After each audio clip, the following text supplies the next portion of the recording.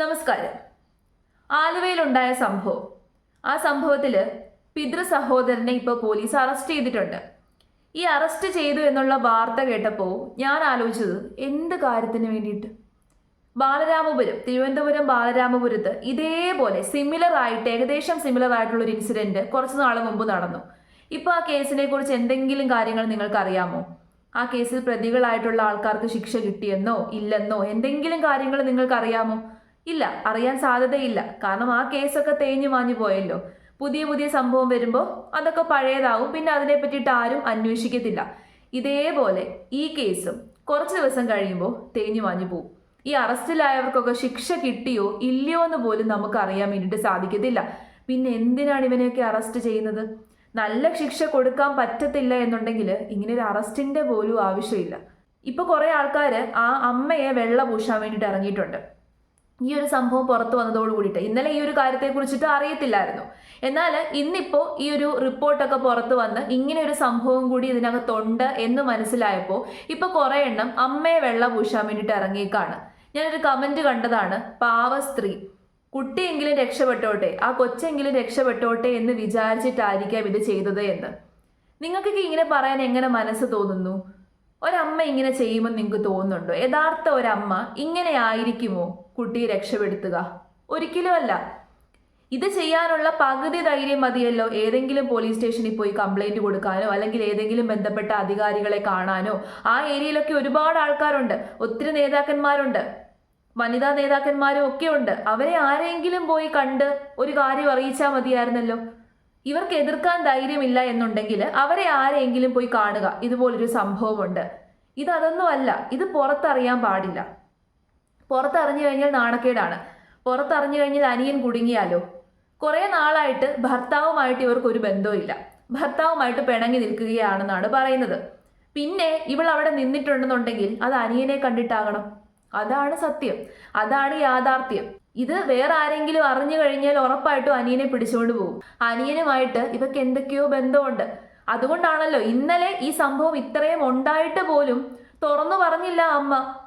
ഇന്നിപ്പോ റിപ്പോർട്ട് വന്നതുകൊണ്ടാണ് നമുക്കത് മനസ്സിലാക്കാൻ വേണ്ടിയിട്ട് പറ്റിയത്. ഇല്ലെന്നുണ്ടെങ്കിൽ ഈ ഒരു സംഭവം ആരും അറിയത്തില്ലായിരുന്നു. അമ്മ കൊച്ചിനെ ഇങ്ങനൊരു കാര്യം മാത്രമേ നമുക്ക് അറിയാൻ പറ്റത്തുള്ളായിരുന്നു. ഇതിന്റെ പുറകിൽ ചെറിയച്ഛന്റെ വിരലുകളുണ്ട് എന്ന് നമുക്കൊരിക്കലും കണ്ടെത്താൻ പോലും സാധിക്കത്തില്ലായിരുന്നു. അതാണ് സത്യം. അപ്പൊ അതിന് വേണ്ടിയിട്ട് മനഃപൂർവ്വം ചെയ്തതാണ്. എന്നിട്ട് അമ്മയെ വെള്ള പൂശുന്നു. ഈ കൊച്ചിന്റെ അമ്മയുടെ അമ്മൂമ്മ പറയുന്നത് കേട്ടു, എൻ്റെ മകൾക്ക് പക്വതയില്ല എന്ന്. 32-35 വയസ്സുണ്ട്, അവർക്ക് പക്വതയില്ല എന്ന് പറഞ്ഞു കഴിഞ്ഞാൽ അതൊക്കെ ആരെങ്കിലും വിശ്വസിക്കുമോ? ഇപ്പൊ പക്വതയില്ല, ഇപ്പൊ മനസ്സിന് കട്ടിയില്ല, മനസ്സിന് ബലമില്ല എന്നൊക്കെ പറയുന്നു. എല്ലാം ചെയ്തു വെച്ചതിന് ശേഷം എനിക്ക് പക്വതയില്ലേ, എനിക്ക് മനസ്സിന് ബലമില്ലേ എന്ന് പറഞ്ഞു കഴിഞ്ഞാൽ പിന്നെ ശിക്ഷയൊന്നും കിട്ടത്തില്ലല്ലോ. അതുകൊണ്ടാണ് മനഃപൂർവ്വം അങ്ങനെ ഒരു കാര്യം എടുത്തിട്ടത്. എന്നാലും അമ്മൂമ്മയ്ക്കൊക്കെ ഇങ്ങനെ പറയാൻ എങ്ങനെ തോന്നുന്നു? സ്വന്തം മകള് തെറ്റ് ചെയ്തിട്ടുണ്ടെന്നുണ്ടെങ്കിൽ തെറ്റ് ചെയ്തു എന്ന് തന്നെ പറ, ഉറപ്പിച്ച് തന്നെ പറ. ഒരിക്കലും ഇത്തരം കാര്യങ്ങളിൽ മകളാണെങ്കിൽ പോലും ഡിഫെൻഡ് ചെയ്യാൻ വേണ്ടിയിട്ട് പാടില്ല. മകള് തെറ്റ് ചെയ്തിട്ടുണ്ടെന്നുണ്ടെങ്കിൽ അവൾ തെറ്റുകാരിയാണ് എന്ന് തുറന്നു പറയാനുള്ള ധൈര്യമാണ് ആദ്യം കാണിക്കേണ്ടത്. പക്ഷെ ഇവിടെ കാണിക്കുന്നില്ല. കൊച്ചുമകളല്ലേ, എന്തുകൊണ്ട് ആ ഒരു കൺസിഡറേഷൻ കൊടുക്കുന്നില്ല? ഇവിടെ ആ അമ്മയും അനിയനുമായിട്ട് എന്തെങ്കിലും റിലേഷൻ ഉണ്ടോ എന്നുള്ളത് കണ്ടെത്തണം. കഴിഞ്ഞ ദിവസം മാധ്യമങ്ങളുടെ മുമ്പിൽ അവന്റെ കരച്ചിലൊന്ന് കാണണമായിരുന്നു. അവന് വയ്യായിരുന്നു. അവന്റെ കരച്ചിൽ കണ്ടു കഴിഞ്ഞാൽ അവൻ തെറ്റ് ചെയ്തു എന്ന് ആരെങ്കിലും പറയുമോ? ഇന്നലെ അവന് വയ്യ. അവനാണ് കൂടുതലും വിഷമം.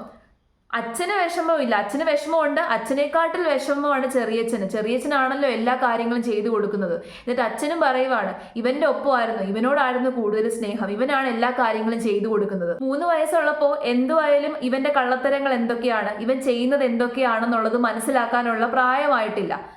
എന്നാൽ വീട്ടുകാർക്ക് അതിനുള്ള പ്രായമായി. 1.5 വർഷം കൊണ്ട് നടക്കുകയാണ്. 1.5 വർഷമായിട്ടും വീട്ടിലുള്ള അച്ഛനും അറിഞ്ഞില്ല, അമ്മയും അറിഞ്ഞില്ല എന്ന് പറയുന്നത് ഏതർത്ഥത്തിലാണ്? 1.5 വർഷം കൊണ്ട് ഈ കാര്യം നടക്കുന്നുണ്ടായിരുന്നു എന്നുള്ളത് അമ്മയ്ക്ക് അറിയാമായിരുന്നു. അമ്മ അത് തുറന്നു പറഞ്ഞു, എനിക്കറിയാമായിരുന്നു.